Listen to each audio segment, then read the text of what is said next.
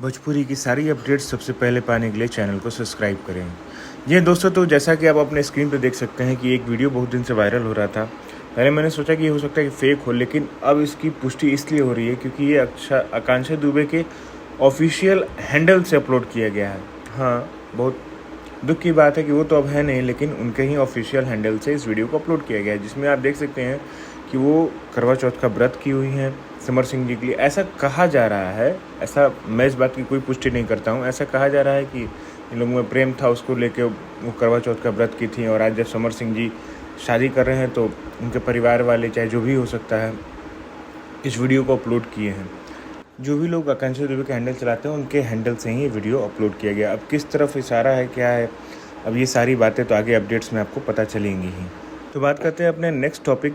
जी हाँ, जो कि पावर स्टार पवन सिंह जी और चांदनी सिंह जी का जो गाना आ रहा है, भाई साहब क्या लुक है इस गाने में, क्या पावर स्टार पवन सिंह जी का लुक आप देख सकते हो। पूरा एकदम दुल्हा दुल्हन वाला सॉन्ग हमको लग रहा है कि वो हो सकता है, और काफ़ी तगड़ा गाना आ रहा है। हमको थोड़ा थोड़ा ये भी लग रहा है कि गाना हो सकता है तो आदिशक्ति फिल्म्स पे आए।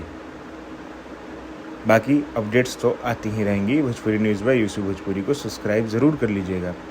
Love you all, bye bye, take care.